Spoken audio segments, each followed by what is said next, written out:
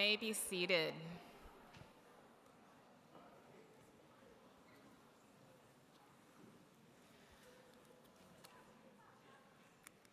Welcome, graduates, families, and distinguished guests here with us and others who are joining us online.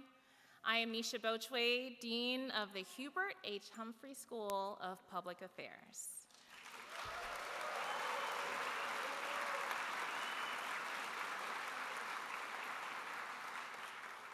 I'd like to welcome you all here for our 2024 Humphrey School Commencement.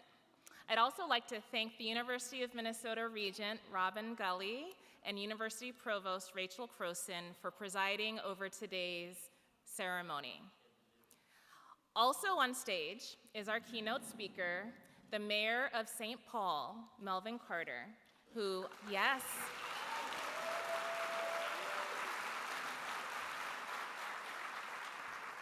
I promise I will introduce him further in the program. I also want to acknowledge that his parents will be with us today, and so when you see him come in, it's okay to give them a round of applause.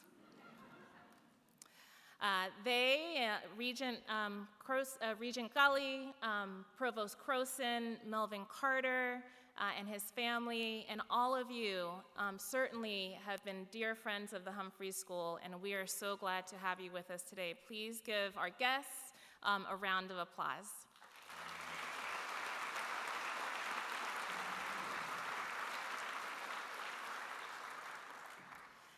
Today marks a truly momentous occasion as we come together to celebrate the extraordinary achievements of our graduates. On behalf of the entire Humphrey School community, I extend my heartfelt congratulations to each and every one of you.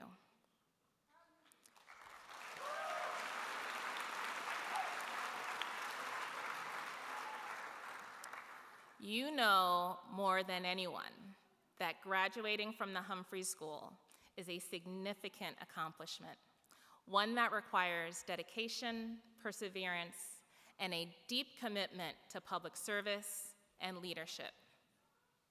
You have spent countless hours, maybe a few of you have counted, immersing yourselves in the complexities of public policy, engaging in rigorous discussions, and collaborating with your peers and our fantastic mentors. You have done it. Congratulations.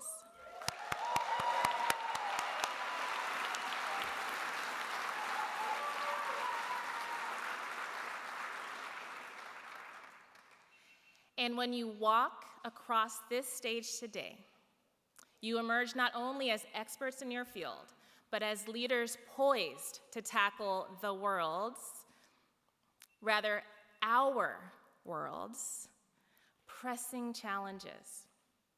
But let's not forget, you did not reach this milestone alone. The support of your family, partners, friends, and loved ones have been instrumental in your success, and we owe them a debt of gratitude for their encouragement and many sacrifices. Let's just pause for a moment and give them a round of applause.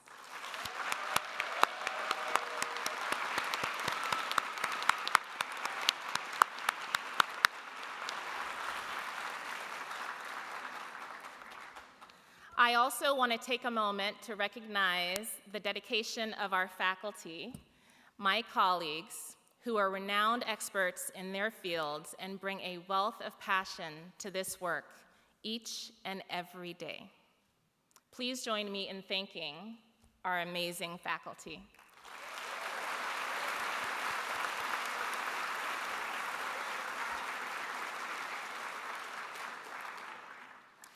And many of you would not be here today without the hard work of our Humphrey School staff. Please, let's recognize the investment that they have made in making today possible for each of you. Thank you.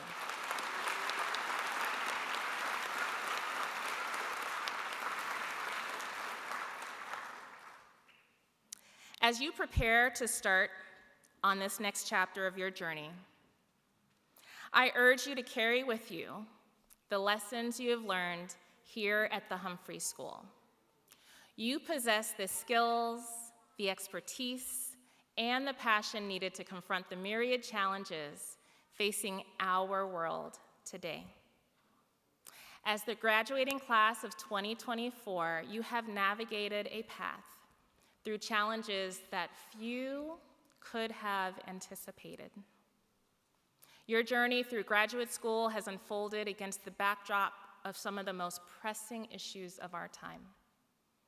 From the relentless march of climate change to persistent racial injustice and economic inequality, and amidst global political turmoil, you have demonstrated resilience and a deep commitment to justice. Throughout your studies, you have borne witness to a world in turmoil, experiencing firsthand the impact of conflicts and crisis unfolding across the globe. The past 2 years alone have seen waves of violence from Ukraine and Russia, Gaza and Israel, and numerous armed conflicts within Africa like Ethiopia and the Democratic Republic of the Congo, Nigeria, and others, just to name a few. Through the lens of social media, you have confronted these challenges more intimately than any generation before you. Yet, your unwavering resolve remains.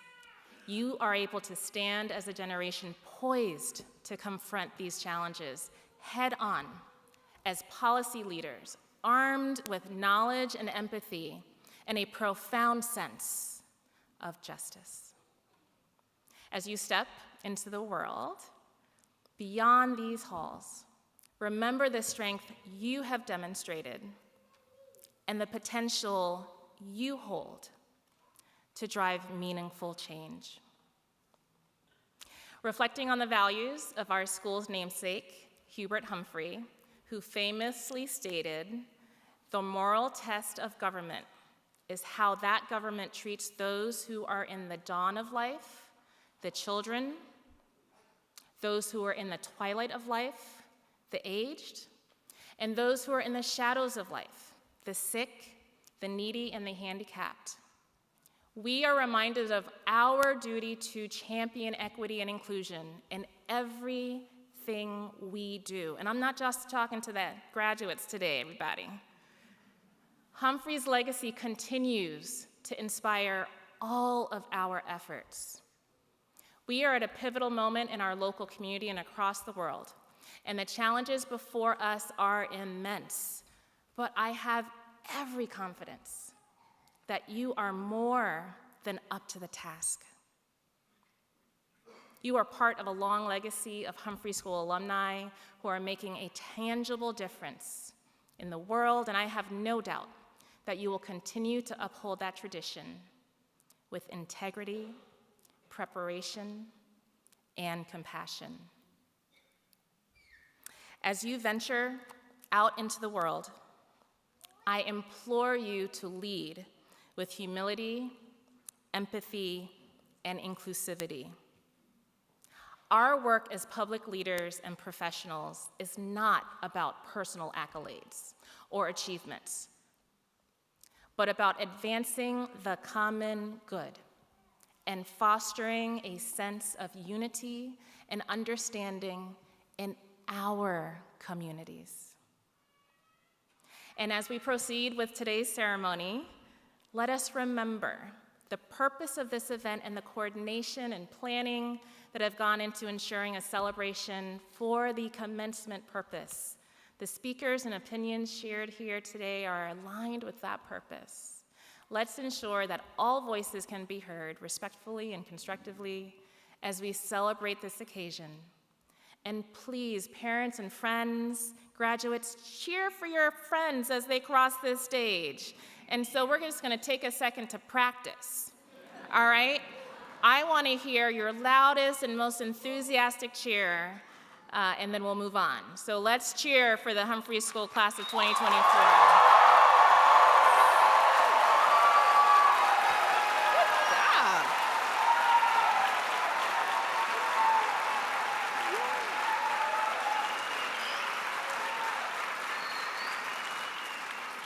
Good job. So congratulations once again, graduates. The world awaits your leadership, and I have no doubt that you will continue to rise to the occasion. We have a special video from someone who has worked to expand higher education opportunities while fighting for stronger federal support to make higher ed affordable. She knows our future success as a state and nation depends on making sure that quality education is accessible and affordable. It is my honor to share this message from our U.S. Senator, Amy Klobuchar. Hello, Humphrey grads. I have always loved stopping by your commencement, and I just want to personally wish you the best of luck. You know I love the Humphrey Institute. It's where my husband and I had our wedding reception. Picture your central lobby out there with festive balloons and me taking my first wedding dance and the like. I love democracy, and I love that you guys got these degrees. And I want to particularly acknowledge Josh Ortiz, who has been such a leader in our office. I am so proud of the work he's done, leading, making sure that we get out there and talk to everyone about what's on their mind. People can agree with us, people can disagree with us, but the importance of democracy is having people like Josh who are true leaders who say, hey, boss, you missed this issue. Hey, we actually have to revisit this. Hey, we got to go and actually see for ourselves and meet with people in this community. Thank you, Josh. And Allie Glass, thank you. One of the newest members of our office. We're so excited about your background, and this degree at the Humphrey Institute makes a big, big difference to me when I look to hire people, because I know the people that go to Humphrey, you may have other careers, you may be changing your careers, you may be part-time students, you may be full-time. It has made a big, big difference in your lives, of course, and in the lives of our community and in our state. Democracy is on the line in so many ways, and one of the ways we get through all of this is by making sure we listen to people with different views, making sure that we understand that what unites us is still bigger than what divides us. I'm proud to represent the state of Minnesota, and I'm even prouder to be able to share with you this moment of joy for your faculty. Excellent, they've done such a great job. These are their degrees too. And for your families, your parents, brothers, sisters, you name it, who helped you through all this. Thank them today as well when you get that degree. Thanks everyone, have a great day.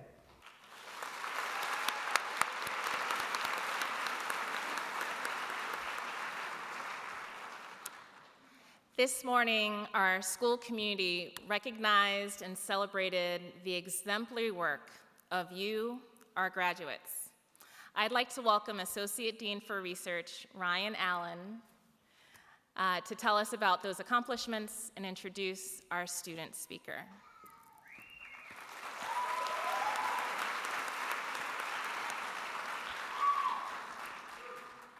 Thank you. Good afternoon, graduates, honored guests, family, and friends. I want to take a moment to acknowledge our academic and leadership awards, as well as our outstanding instructors. The names of these awards are listed toward the back of your program for reference. Earlier today, we honored these amazing students and faculty members at our Humphrey School Awards brunch. Thank you to all who were able to attend. Behind me, you will see a list of this year's honorees. If you are recognized with an award, please stand up.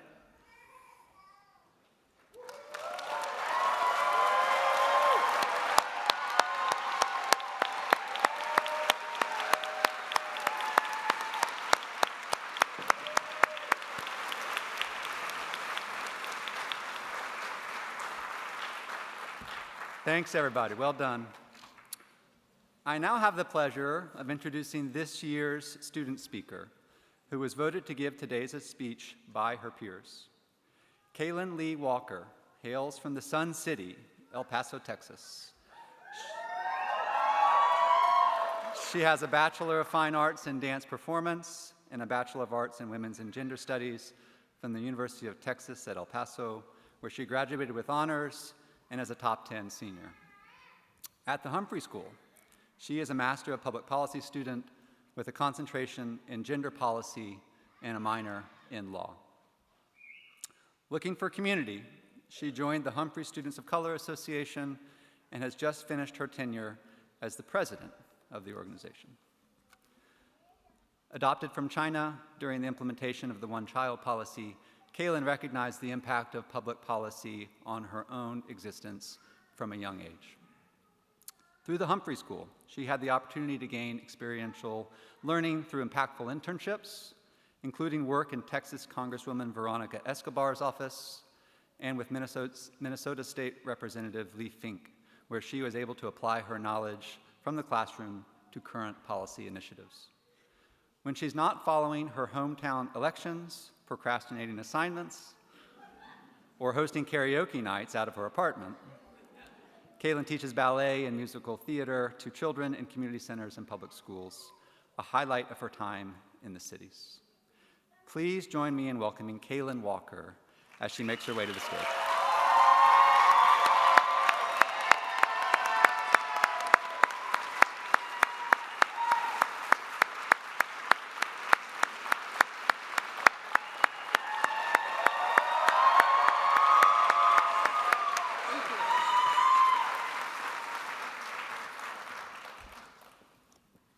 Hello to my family, loved ones, friends. To the Humphrey class of 2024, please join me in releasing that breath we've been holding, at least the breath I know I've been holding since the start of this semester, maybe even the start of this degree. So, I love it, thank you. Release the tension in your neck, let it flow off your shoulders, and become aware of the blood flowing in your fingers and toes. Remember that we are not only minds, as many of us have been complimented on our connection to our cerebral selves, but we are bodies first and foremost, and we are taking up space on this earth. I want to show gratitude for this body and that it is able to reside on the memories of bodies of original cultivators of this land. It is August 2022, and I leave my friends. They all come to say goodbye. They tell me I will do great things. They joke that I will freeze in Minnesota. They tell me they are counting on me. It is September of 2022, and I meet my friends. They are from all around the world. They have already done great things, and now I get to learn with them, from them, but I'm still homesick. It is October of 2022, and I am driving with my friends, amigos in Spanish, and I learn a new word, megobrebi, in Georgian. Suddenly, I don't feel so sad. It is November of 2022, and I am studying with my friends, or sahib in Somali. We each have our strengths, and mine is not microeconomics. That's okay, because Wyatt will lead study groups, and Fatima will help me, and the grade will be curved.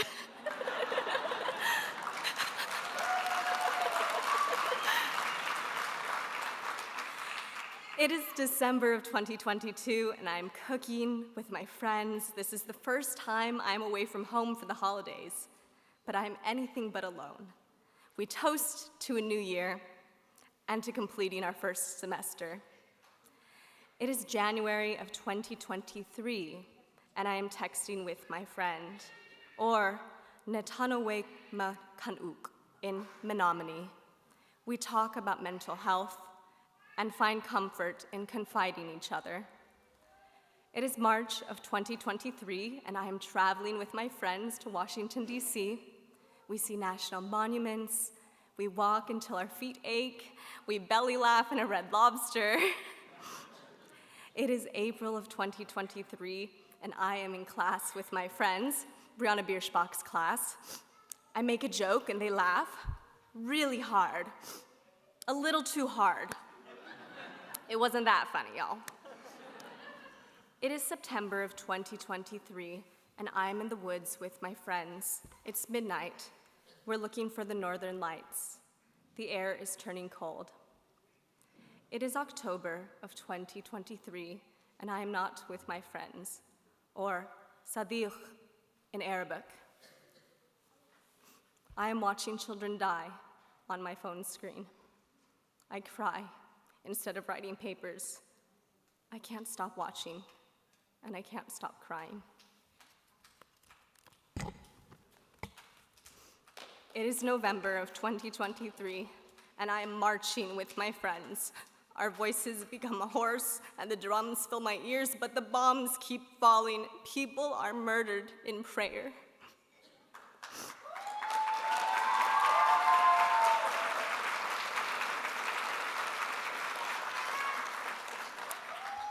It is December of 2023, and I am dancing with my friends, or dost in Hindi. I pull an all-nighter with Shweta as we cram for exams. It feels dystopian. People are dying, and I'm stressed about an exam?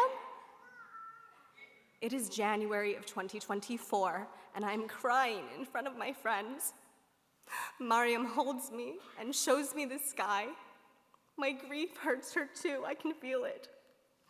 They buy me groceries and check up on me. I am not alone. It is March of 2024, and I am loved by my friends. They show up for me and cheer for me and buy me flowers. I love flowers. It is April of 2024. There's an encampment of my friends.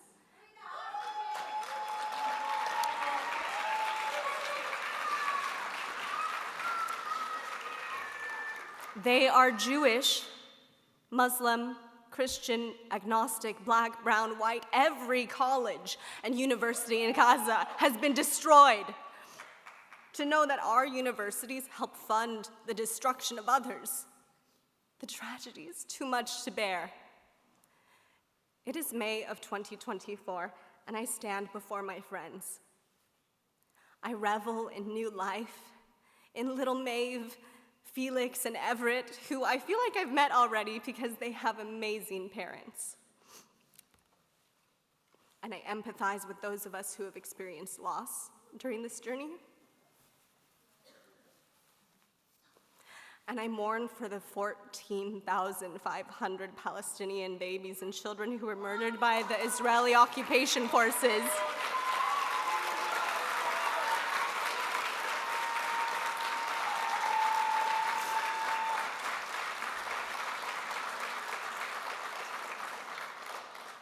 It is the year 2024, and I feel pride in you, my friends, for all we've been through to get to this point.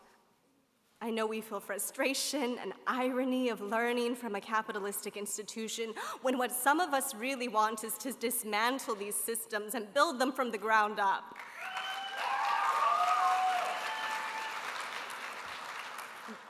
But we know that this education also gives us the tools to challenge unjust systems, and that our critical thinking can sift through the lies and uncover the truths. And that our motivation for justice, equity, reparations, safety, accessibility, and kindness is stronger than hopelessness. I look forward to seeing where this life takes us, what blessings we may be bestowed and bestow upon others in our fight for justice, equity, reparations, safety, accessibility, and kindness. We are well equipped to contribute to the betterment of this world, no matter how widely or how narrowly that impact is felt. Because, as I learned from our very own dean, Nisha Boshwe, every mickle make a muckle. This is a Jamaican proverb that means small things when combined, one by one, can have a big effect. So, to my amigos, Mego Brebi, Sahib, Sadiq, Netanowe Makanuk, and Dost, thank you. Maybe the real cost benefit, where this was the friends we made along the way.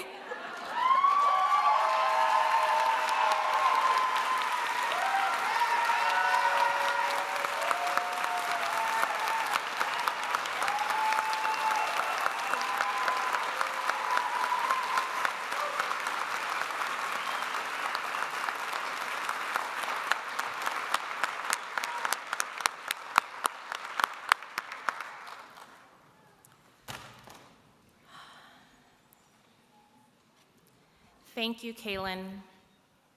I wanted to hug you, but you left too soon, so we'll get that in on the back end. It has truly been a pleasure getting to know you and witnessing you grow during your time at the Humphrey School. And I don't see where she is, but I think she hears me. You, Kaylin, and all of our graduates here today fill me with immense hope for our future. You've already made us proud, and I have every confidence that you will continue to do so in the years to come. Let's give Kaylin and all of you another round of applause.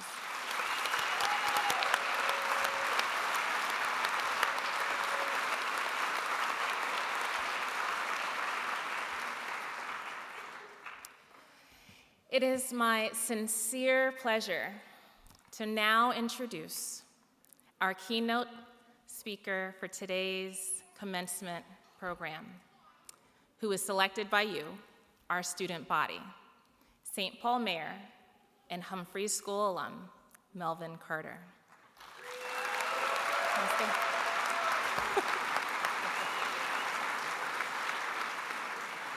I will also acknowledge that his parents are here in the audience. I'm going to ask them to wave.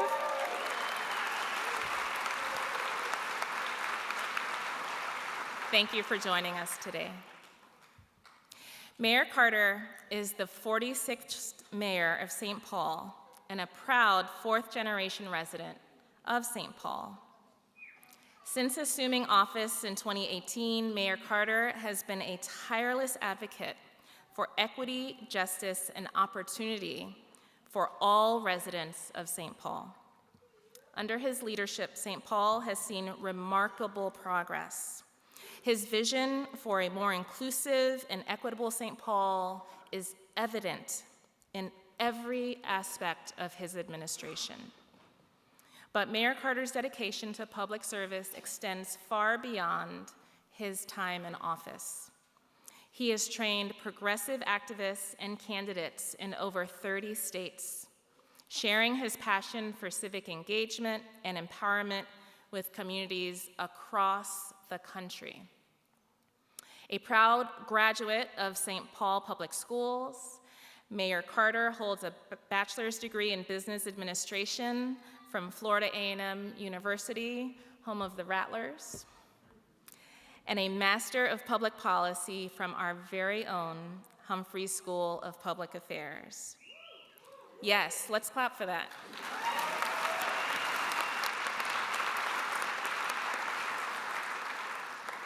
He is not only a leader in our community, but also a product of the education and values that we all hold dear. Please join me in welcoming my mayor and your fellow alum, Mayor Melvin Carter, to the podium.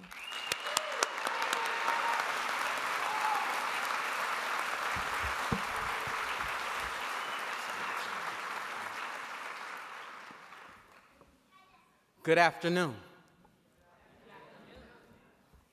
Dean Bochray, Provost Croson, Regent Gully, all of our Humphrey School faculty, staff, students, and alumni gathered here today.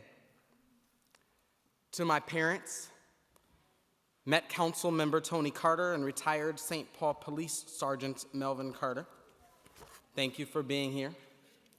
They slipped in late because they were taking good care of my 4-year-old.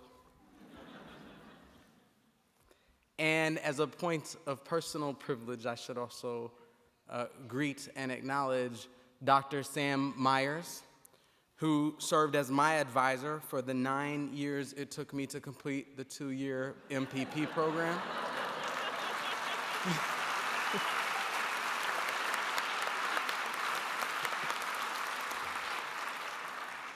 And to Professor Ed Gutz, who sat with him on my professional paper committee.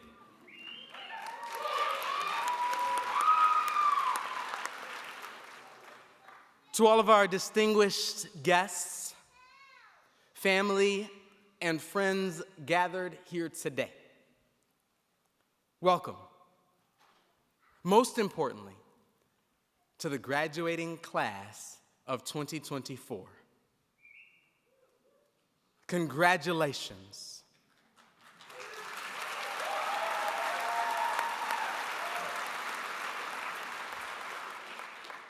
And thank you for inviting me to celebrate this momentous occasion with you. And also, I'm just a little bit frustrated with all of you for giving me the microphone right after Kaylin.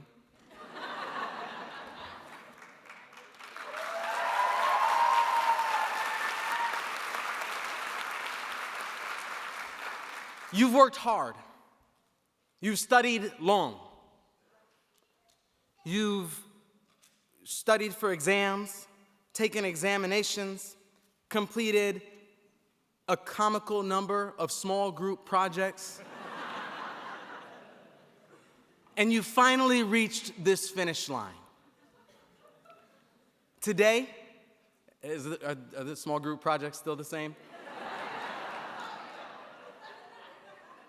Today, you join a powerful legacy of alumni across the globe who have honed in this space their ability to advocate for a better world, and who stand ready to support and push you as the newest members of our global network. While some generations of Humphrey scholars have walked these halls with the luxury to ponder political instability, world conflicts, and human rights abuses in the third person, Kaylin's speech made it as clear as ever that that privilege has been far from your reality as you graduate. The task ahead is nothing short of saving democracy, of rushing to rescue the ideal that government of the people, by the people, for the people, still has a future on this planet. I was excited to accept your invitation to speak today because I know a little bit about how that feels. My dean, Dean Bochwe, mentioned that I graduated from Florida A&M University. It's one of the largest historically black universities in the country, situated in the capital city of Florida. When we enrolled there, my classmates and I did not know that we were signing up not just for classes, but for what would turn out to be a civil rights immersion experience. We were there through an effort to dismantle affirmative action in the state of Florida. We were there through a series of racially motivated hate bombings on our campus. And we were there in Florida's capital city during election 2000, our first chance to vote for a president. At the time, I wasn't on my way to becoming mayor. In fact, Dr. Myers, I wasn't really even on my way to vote.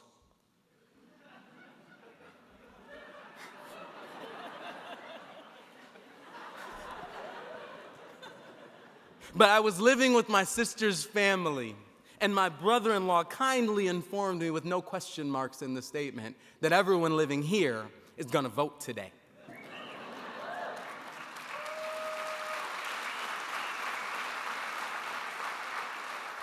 It was a critical swing state in an open election. The line to vote wrapped around the parking lot. We waited over a half hour in the bitter cold. I mean, it was Florida. But it makes the story better, right? When we finally got to the front of the line, I voted. And my sister voted. And my brother-in-law, who made me come in the first place, who stood in line in the cold for a half hour with his 2-year-old daughter in one arm and his voter registration card in the other hand, got turned away from the polls. We soon learned that hundreds of our classmates And thousands of Floridians had that same experience that day, and we found ourselves at the center of a global media firestorm. I recall my parents calling one day to ask if I was in class, and after I said, "Of course I'm in class," they said, "No, you're not. You're at the Capitol. We see you in the background on C-SPAN." That was my introduction to student protest movements. As our student government president at the time, a close friend of mine named Andrew Gillum, took us to the Capitol over and over and over. We went to school to think, but the work to build a better future for our future generations suddenly felt like it couldn't wait another semester. My takeaway is this. The presidency of the United States that year was decided by a margin of 537 Florida voters. If the thousands of volunteers who worked that day to knock on doors, make calls, and drive people to the polls had each taken the time to connect with just one more person, the entire course of the world could have been different ever since. Just one more person. I came to the Humphrey School because I wanted to learn how to change the world. But I found the world to be a big place. And every day on the news, I see stories of poverty, of climate crisis, of violence, of war, and countless other forces that all prove so much bigger than me. Even as mayor, trying to change the world can feel unempowering, paralyzing, hopeless. What if, instead of trying to change the world, we each committed ourselves to just making a meaningful connection with one more person? And one more person after that. And one more person after that, as we heard about so eloquently in Kaylin's speech.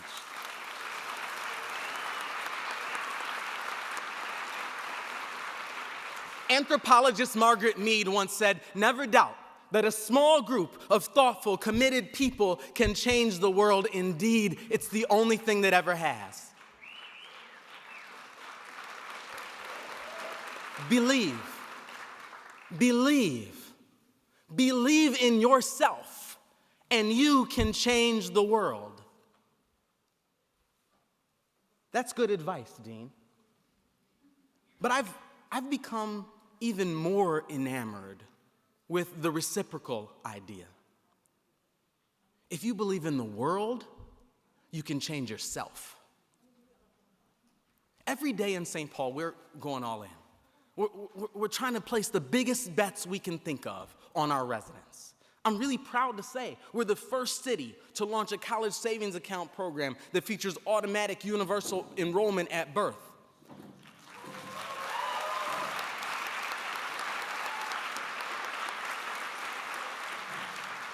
Provost, I tell new moms, all that really means is if you don't want us to put $50 in a college savings account for your newborn, there's an application to fill out.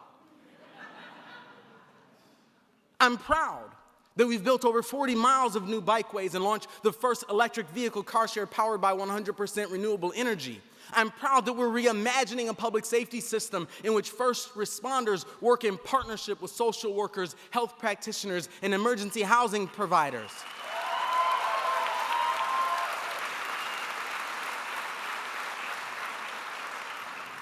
I could tell you all day how proud I am that we've eliminated late fines in our libraries and participation fees for youth sports.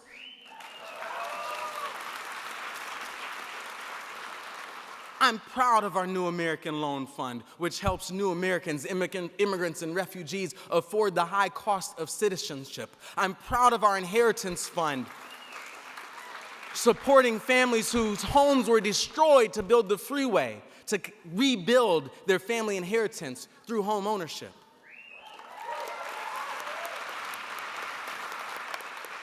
And I'm proud to say that St. Paul is the first city to use public funds to launch a guaranteed income pilot, and that nearly 6 communities have followed in our footsteps ever since through our Mayors for Guaranteed Income network.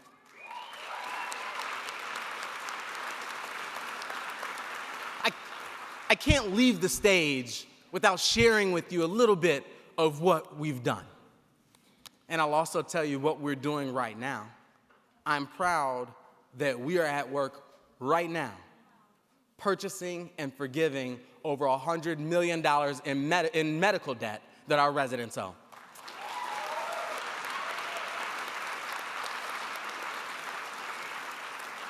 As proud as I am of what we're building, I'm even more proud of who and how we're doing it.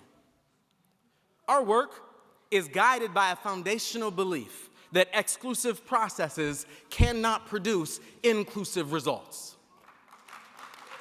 That's why every member of my cabinet has been appointed through a community-based hiring process, why every budget we've proposed has been crafted through our community budget games, and every major policy we've advanced has been built through deep public engagement. We are finding that building policy by working with people is the key to building policy that works for people.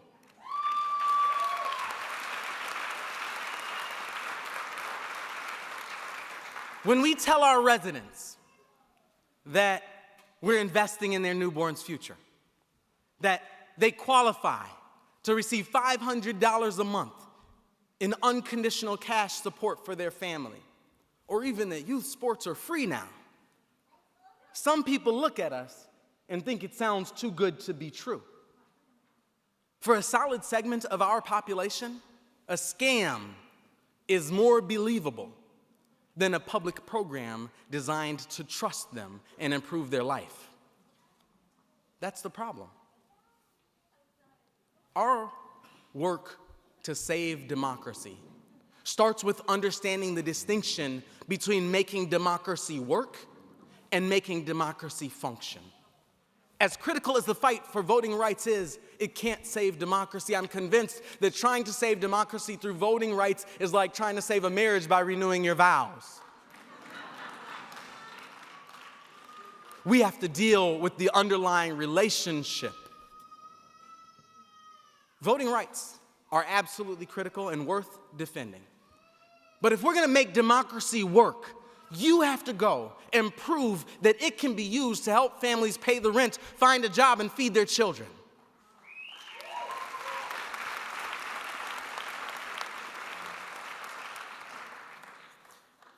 On many days, the hardest part of what I just described isn't convincing you, it's convincing me. When I first got elected mayor, while I was still waiting to be sworn in, a mentor of mine asked me one of the most important questions I've ever been asked. She said, "Mayor, are you planning on moving the furniture in the mayor's office?" See, I've been in and around City Hall for the better part of the last 2 decades. And every day that I went in and saw that furniture in the same place at the same time over and over and over again, it drilled into my mind the ideal that this is the way it has to be. It didn't occur to me that even as mayor of the whole city, it was within my power to move the desk to the other wall. That's embarrassing to admit, but important to understand. The biggest threat to every one of the policies I just told you are the things I'm most proudest of is that they all started as a perceived impossibility in my own mind. Believing in yourself is important, but the world has never suffered from a shortage of self-confidence among public leaders.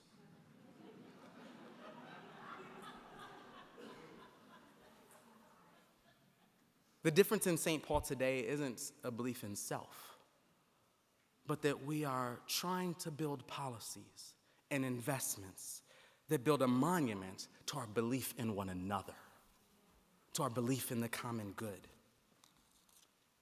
Our American experiment started with the words, "We the people."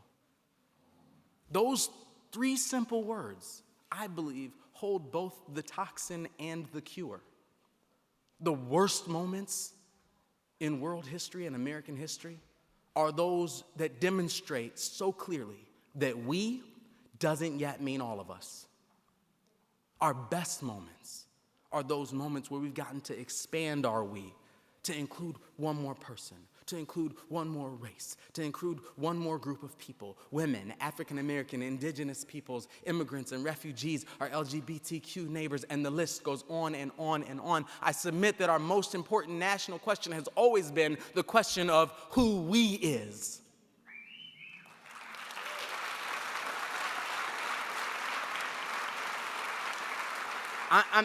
I'm becoming more and more convinced, class of 2024, that the real battle for the soul of our nation, for the soul of our world, isn't between political parties, but it's between those who urgently strive to open the gates of prosperity to all of us and those who feel comfortable with those gates being closed.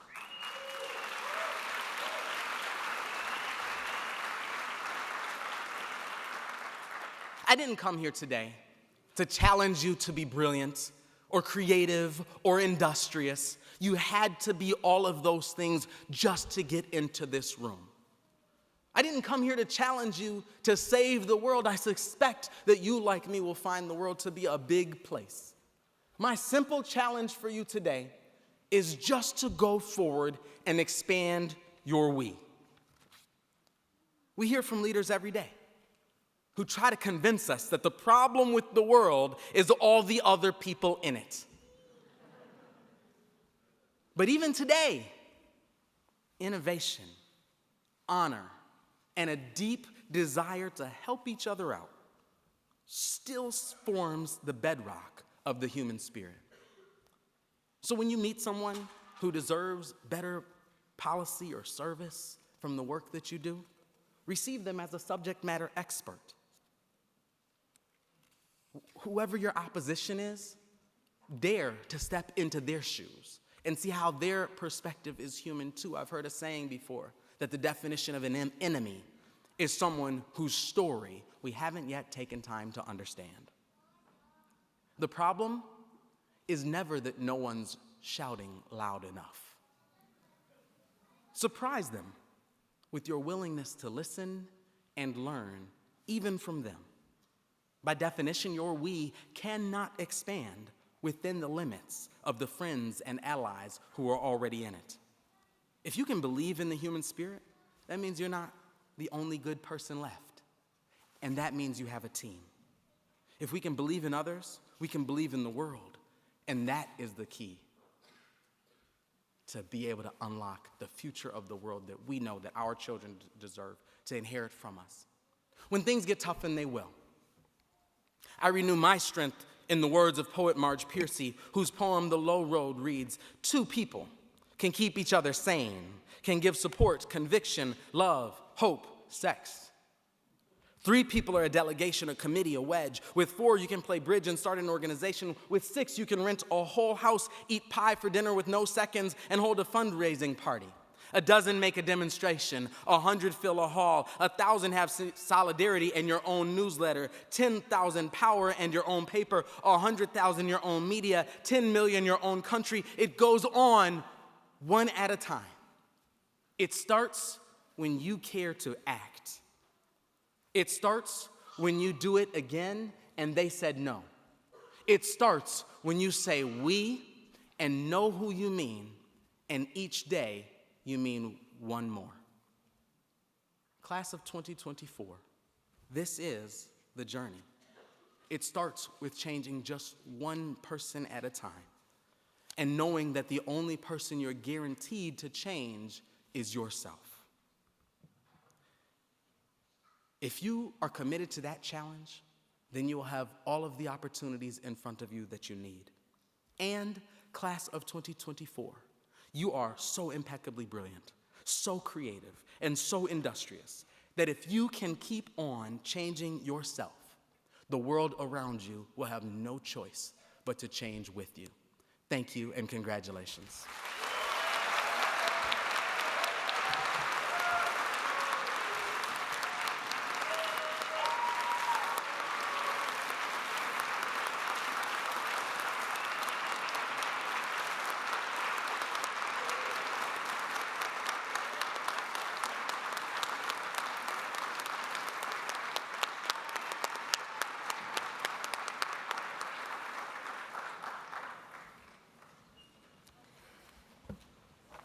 Thank you, Mayor Carter, for those inspiring remarks.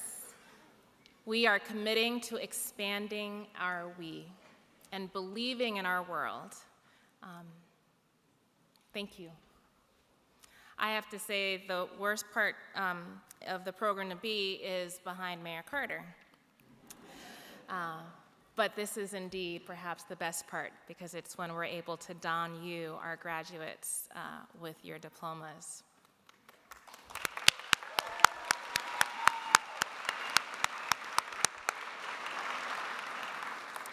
Our graduates will be presented by faculty members specific to their degree program who are all noted in your program. It is an academic tradition that PhD candidates are hooded on stage by their faculty advisor or their faculty who have been particularly important in their academic accomplishments. This is different from the process of the master's degrees, and so you may have noticed that during the procession into the auditorium that the master's candidates are wearing their hoods, but the PhD candidates were carrying them, their ceremonial hoods on their arms. So, let's get going. Please hold your applause until I've read their name and their accomplishments. So our first PhD in Public Affairs recipient is Shuyi Deng.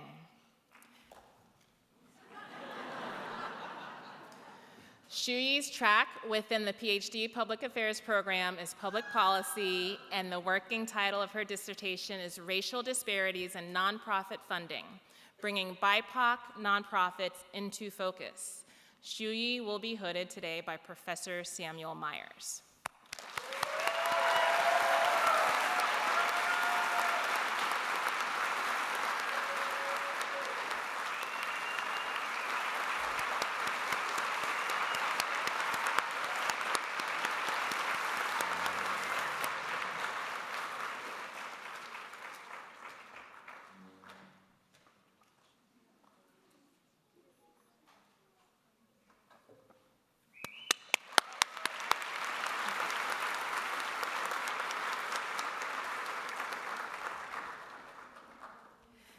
Our next PhD recipient is Kimberly Horner.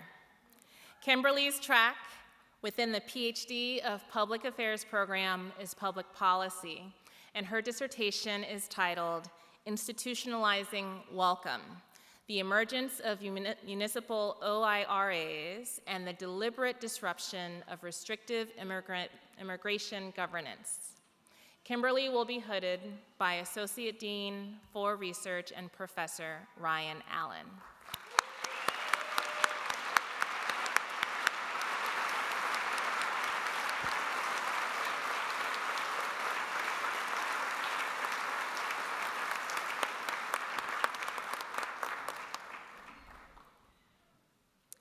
And our next PhD graduate is Nishank Varshni.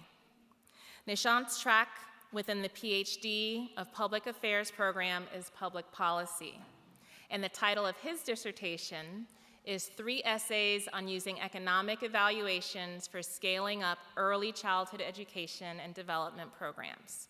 Nishank will be hooded by Professor Judy Temple.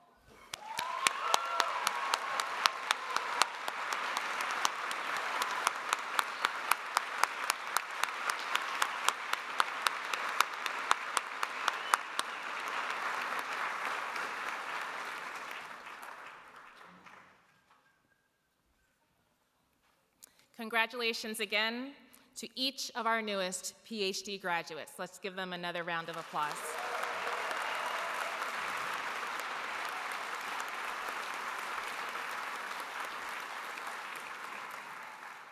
It is now time for our master's degree graduates. I would like to invite Director Dave Woolsey, who is the Director of Graduate Studies for the Master of Development Practice program, to the far podium.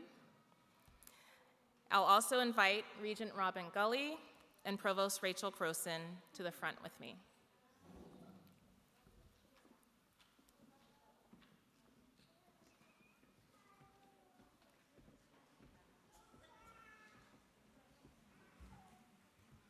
Thank you, Dean Bochwe. Good afternoon, everyone. It gives me great pleasure to present the candidates for the degree of Masters of Development Practice, a program that is jointly administered with the Interdisciplinary Center for the Study of Global Change. I do so on behalf of the faculty of the Humphrey School of Public Affairs.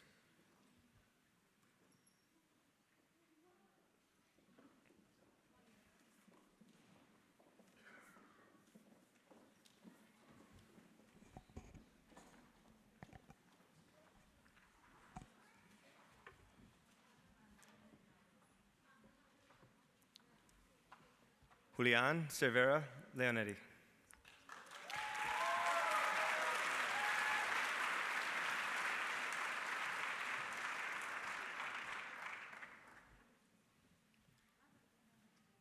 Mridul Dibnath.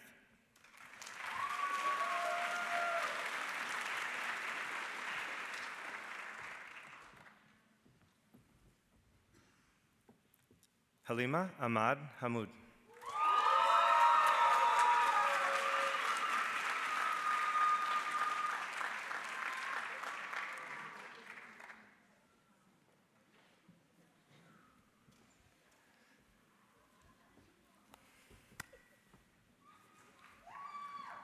Ahmed Khalaf.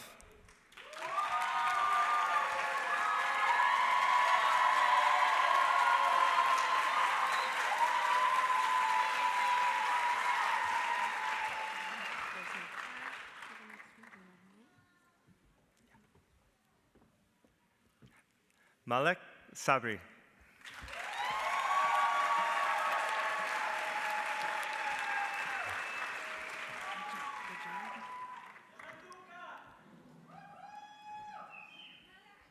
Disha Mehta.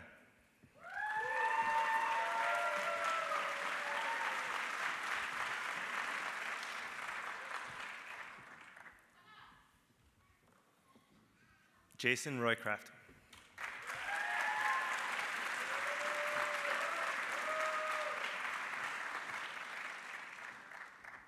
Lakshmi Priya Vimori.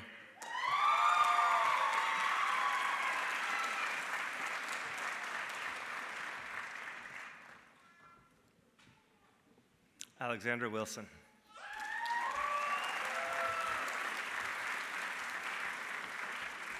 Congratulations to our MDP Master's Development Practice graduates. I invite Professor Deborah Levison to the podium.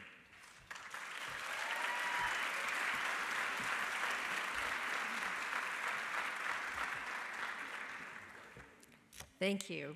It gives me great pleasure to present the candidates for the degree of Masters of Human Rights, and I do so on behalf of the faculty in this joint degree with the College of Liberal Arts and the Humphrey School of Public Affairs.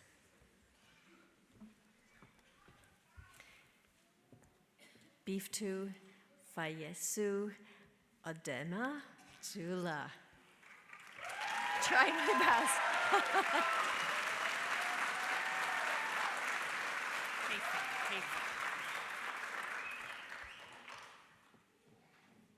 Paxton Andrada.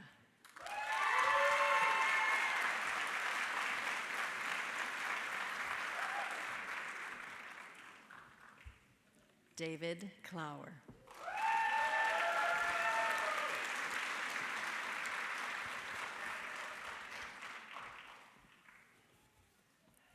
Engtaivan Engbayar.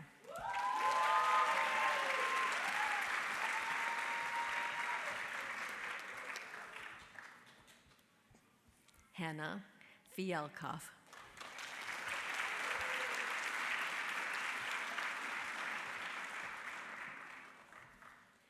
Waji Hassan.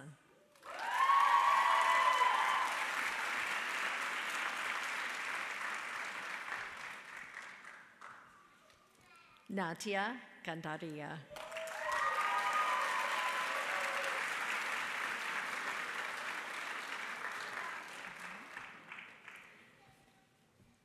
Dalgama El Kalsurin.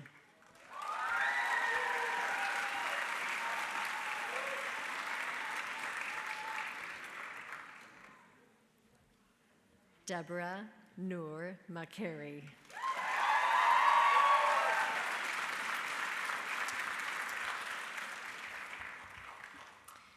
Congratulations to the Masters of Human Rights graduates. I invite Director Steve Kelly to the podium.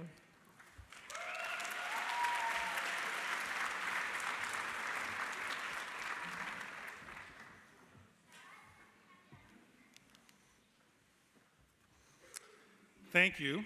It gives me great pleasure to present the candidates for the degree of Masters of Public Affairs, and I do so on behalf of the faculty of the Humphrey School of Public Affairs.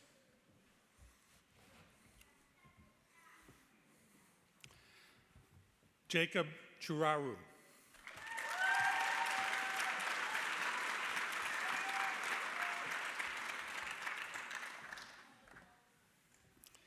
Hada Cleveland.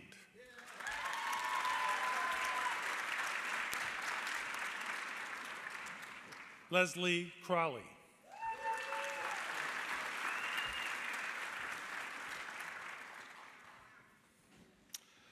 Oketiche Dakwa Agyetum.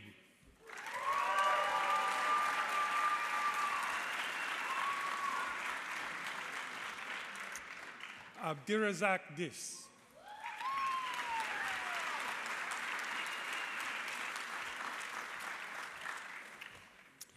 Jane Easties.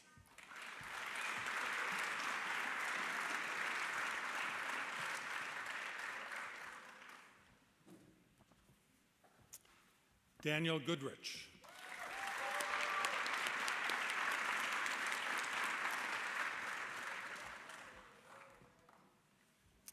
Sarah Ladd.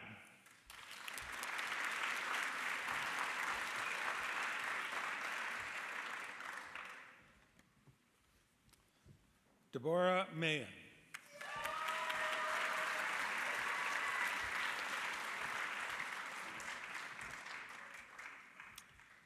Elizabeth Moncrief.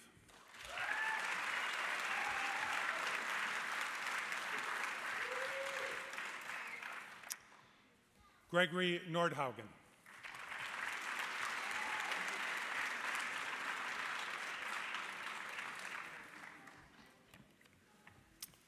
Julia Olson.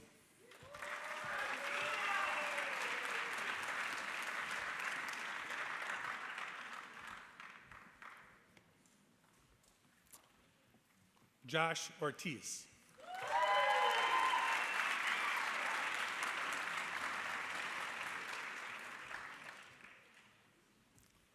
Claire Pillsbury.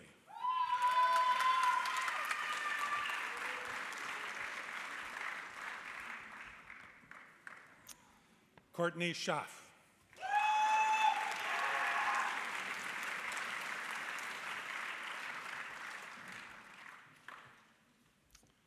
Erica Snigowski.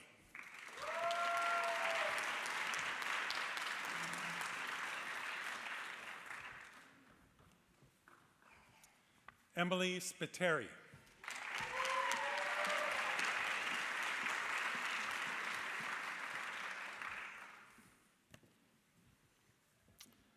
Diana Tested Damer.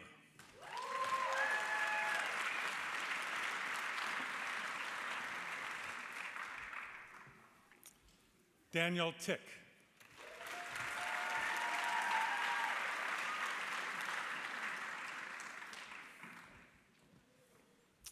Matt Williams.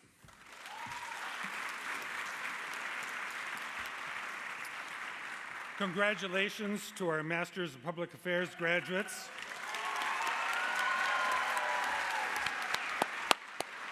I invite Professor Joe Sauce to the podium.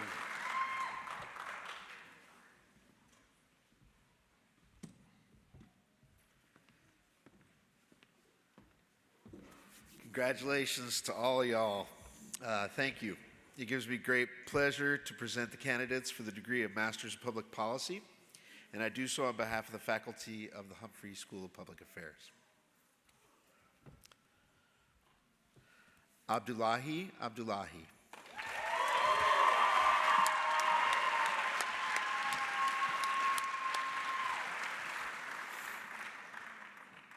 Bayerjan Amanbek.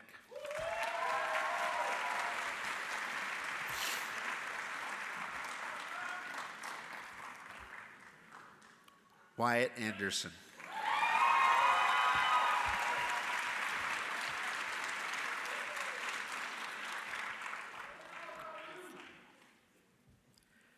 Yasmin Banisharaka.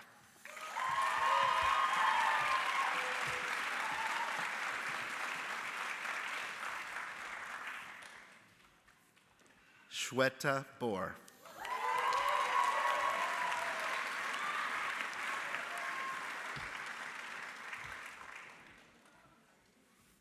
Kenton Briggs.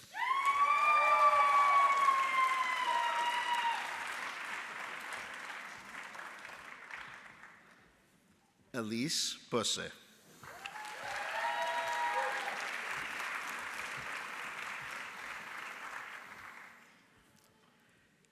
Jesus Cazares Reyes.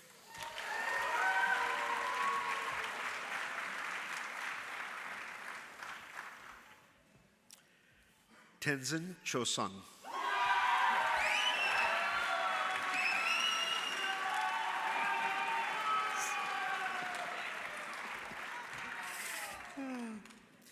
Daisy Corona.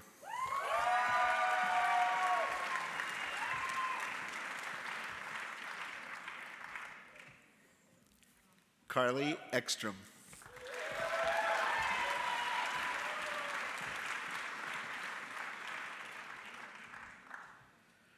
Brandon Garcia.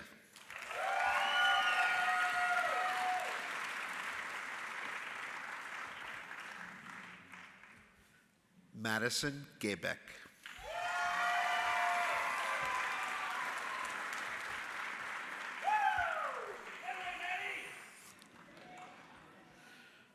Maria Gierdrum.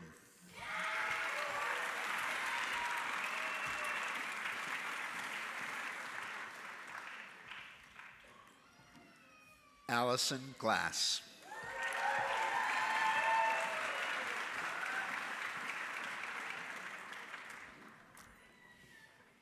Heather Grab.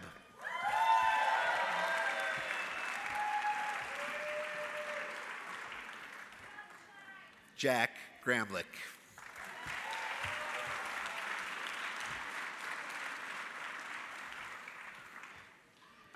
Terry Grimland.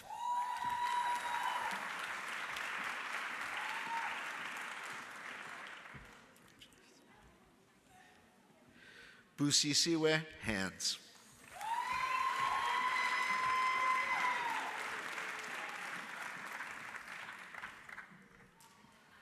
Maxwell Herrera.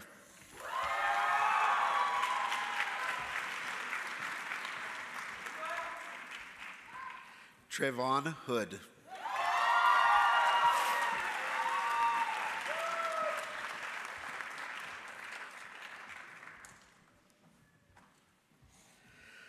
Zulfikar Jeffrey.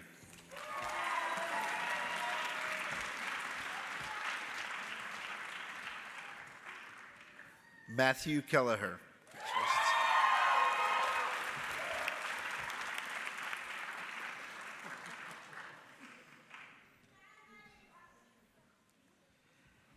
Emily Kirkevold.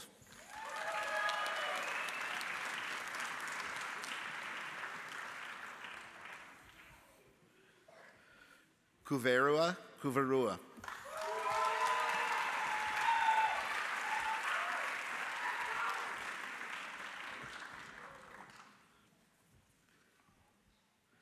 Miriam Latsabidza.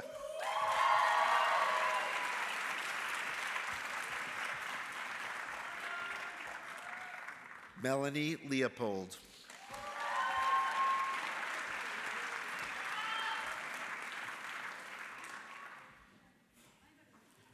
Griffin McHenry.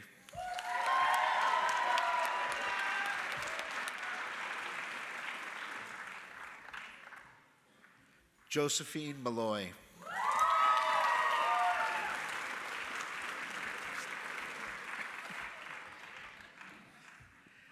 Alexander Myers.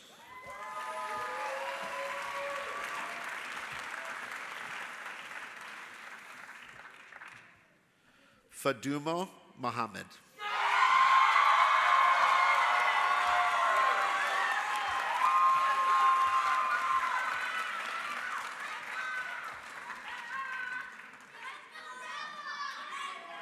Roman Morris.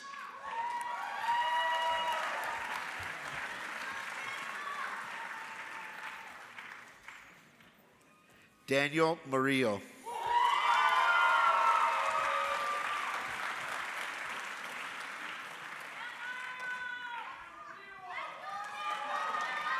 Merewalesi Nahilatikau.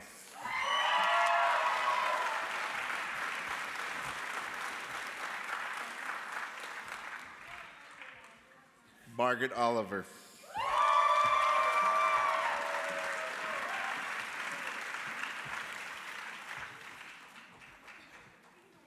Lauren Piper.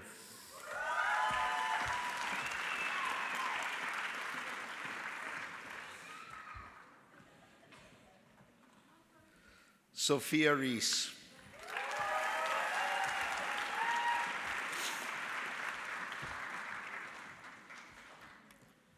Quinn Rowe.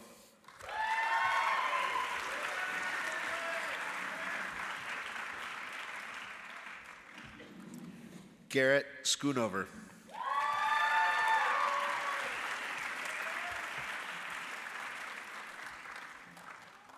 Emma Schubert.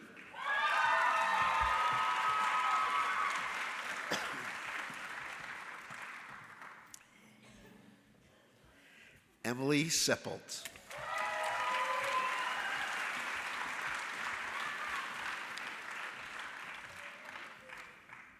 Stephanie Serrato.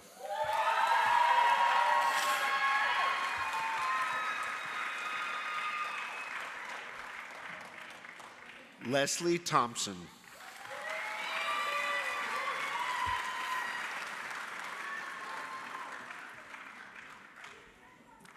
Edwin Torres de Santiago.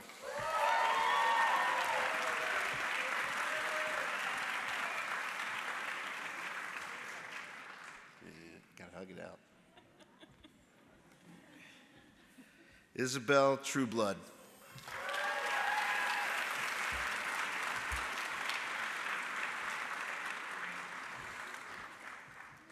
Margaret Turvey.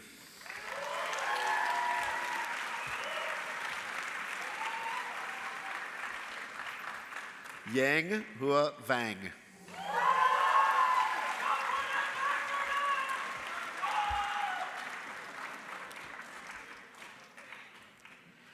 Kaylin Walker.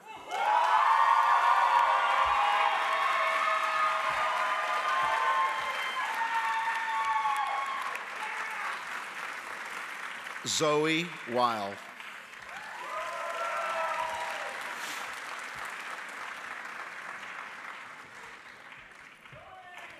Rebecca Whitmore.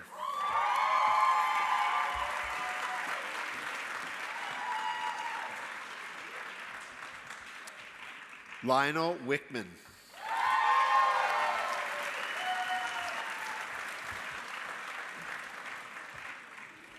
Trevor Woida.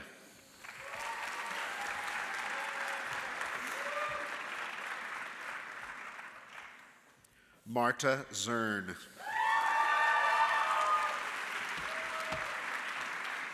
Congratulations to our Masters of Public Policy graduates.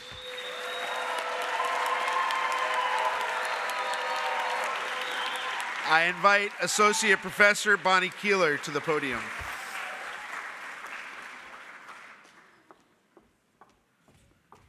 Good afternoon. It gives me great pleasure to present the candidates for the degree of Masters of Science in Science, Technology, and Environmental Policy, and I do so on behalf of the faculty of the Humphrey School of Public Affairs. Sam Benson.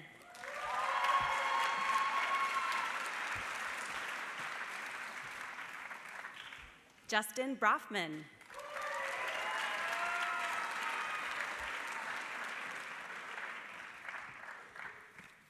Alexa Carrera.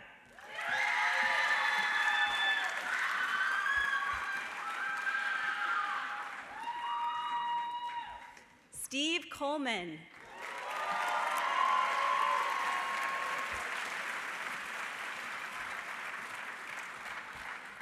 Mayuk Datta.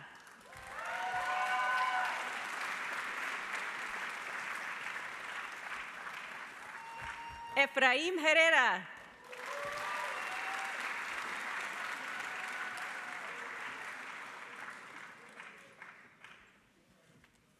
Samantha Hunt.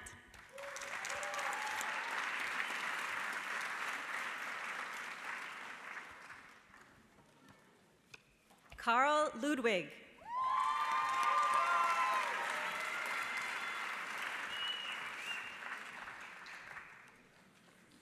George Masson.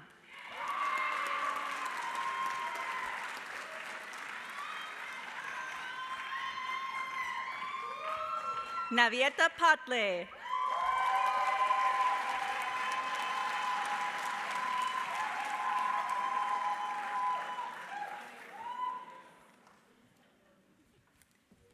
Kristen Seiko.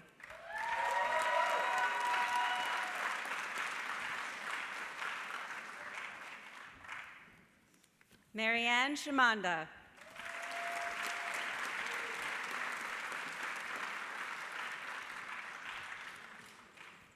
Akia Vane.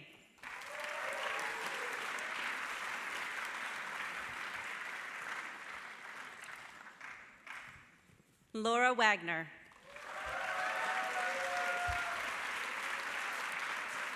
Congratulations to our Masters of Science in Science, Technology, and Environmental Policy graduates.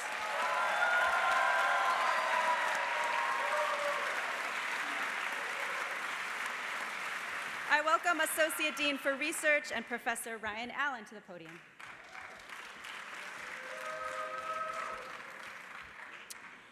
Thank you. It gives me great pleasure to present the candidates for the degree of Masters of Urban and Regional Planning, and I do so on behalf of the faculty of the Humphrey School of Public Affairs.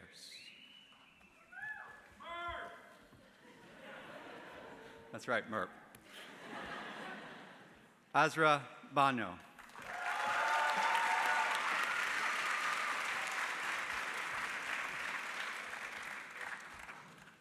Aiden Bragowenye.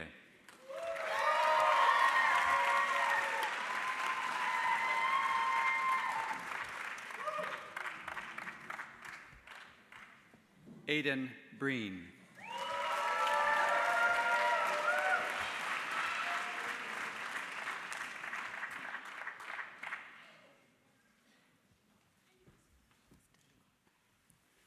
Grace DeLee.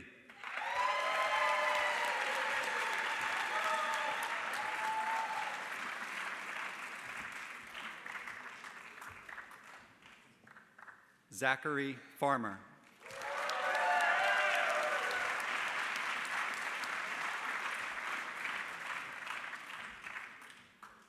Jillian Greenberg.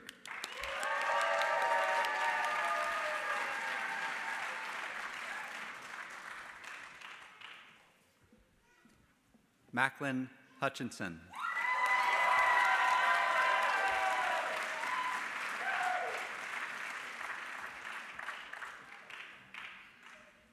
Annika Johnson.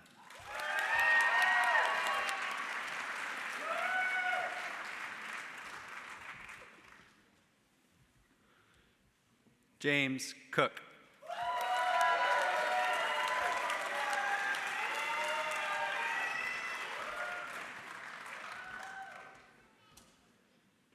Elizabeth Kohler.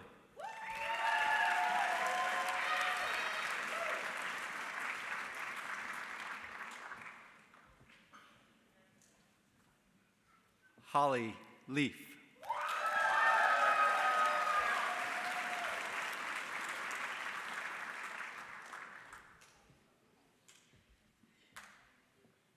Edgar Leon Gomez.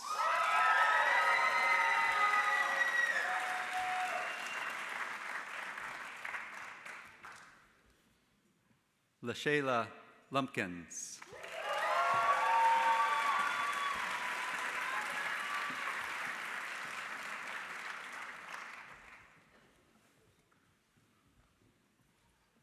Harrison Maxwell.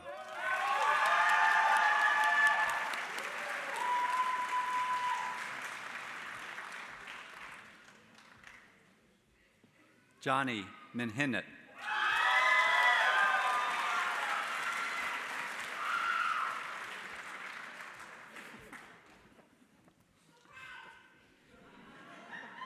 Gregory Paul Olberding II.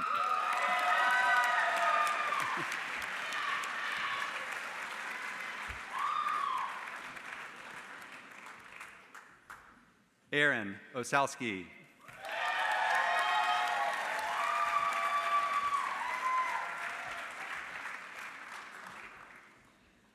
Spencer Polk.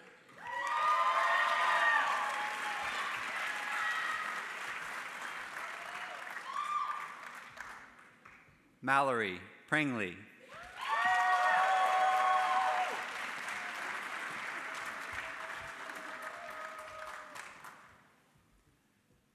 Danielle Schindelar.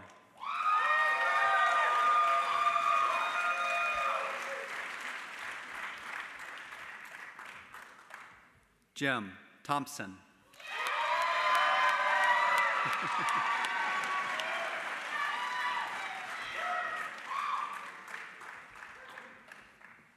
Ivan Torres.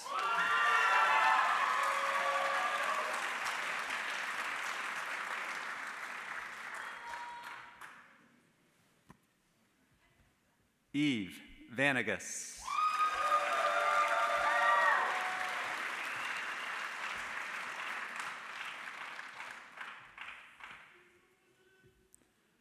Maxwell Wilson.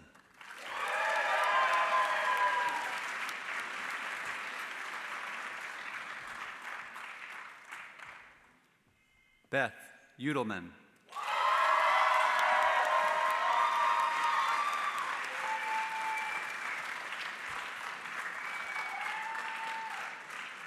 Congratulations to our Master of Urban and Regional Planning graduates.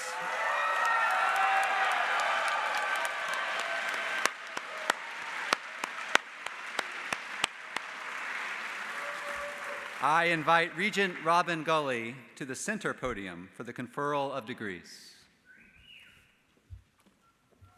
It is a huge honor to be here with all of you.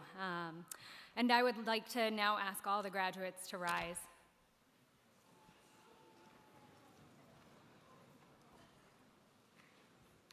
Upon recommendation of the faculty and by the authority granted to the University of Minnesota Board of Regents, I now confer on you the degree for which you have qualified. Congratulations.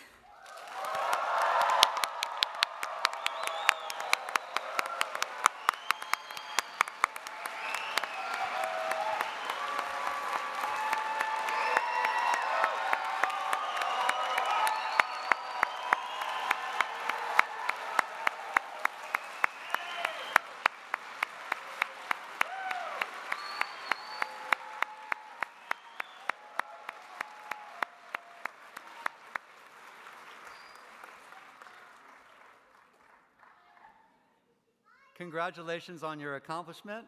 You are now members of an amazing community of alumni throughout the state, nation, and world. We're going to be here for just a minute longer, so you can sit down. Congratulations once again.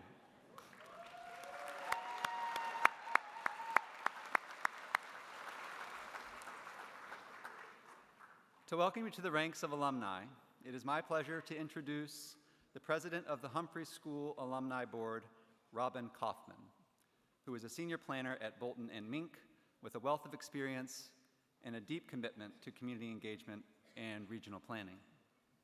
Robin's career spans nearly 3 decades, during which she has played integral roles in various regional infrastructure projects and comprehensive planning efforts.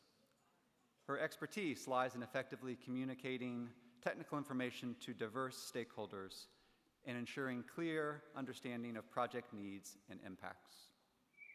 In addition to her professional accomplishments, Robin is a proud 2-time graduate of the University of Minnesota, holding a Master of Urban and Regional Planning degree. She is also a dedicated life member of the University of Minnesota Alumni Association.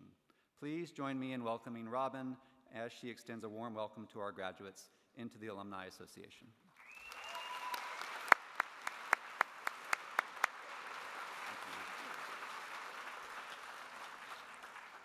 Good afternoon, graduates, and congratulations again on your accomplishments. I think I actually have probably the hardest time to follow all of you and the one break between refreshments. So, Good afternoon again. My name again is Robin Kaufman, and I'm a 2001 graduate of the Humphrey, and I am excited to be here today to celebrate your accomplishments. U.S. Senator Paul Wellstone was the keynote speaker at my class's graduation ceremony. Like Mayor Carter and Senator Klobuchar, he gave a very inspiring speech with a focus on public service. I may not remember everything he said, but he did use one of his famous sayings, "We all do better when we all do better." Over the years, that has been one thing that draws people to the Humphrey School, the desire to make their community, state, country, and/or world a better place. My classmates had this drive and have now had over 2 decades to apply their skills that they learned at the Humphrey. And now is your turn. Over the past 2 years, I've had the opportunity to talk to students and at events. I see a class that reflects the school's mission to be educated, engaged, and equipped leaders poised to discover solutions that advance the common good in our diverse world. I see a class that is using new research, tools, and technology to address a broad range of issues. I see a class that is focusing on human rights and social justice, planning more equitable and sustainable communities, addressing environmental issues and future energy sources, and drafting and analyzing policy. I see a class that is planning to apply your newfound skills and knowledge right here in the Twin Cities, Greater Minnesota, elsewhere in the US, and abroad. I want you to know that after today, you are still part of the Humphrey School family. The Humphrey School and community has supported me as I've grown in my career, and can be there to support you too, whether it's networking with other policy professionals, utilizing one of the research arms, or learning from guest speakers and programs. At some point in your career, I also encourage you to give back to the Humphrey and support the following classes of students. Open those emails and read those postcards you will get. Attend an event or be a guest speaker in a class. Answer the call to be a mentor or hire an intern. It doesn't take much, and I guarantee you will get more in return, just as I've learned from many of you. Thank you and congratulations again.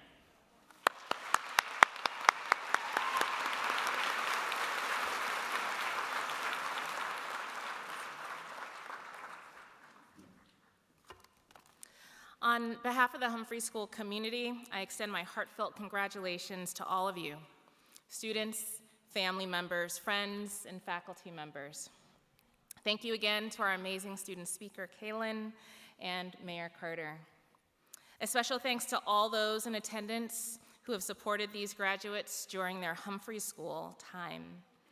Now they come to the end of their journey here, but the continuation as a member of the Alumni Association. They will continue to change the world for the better.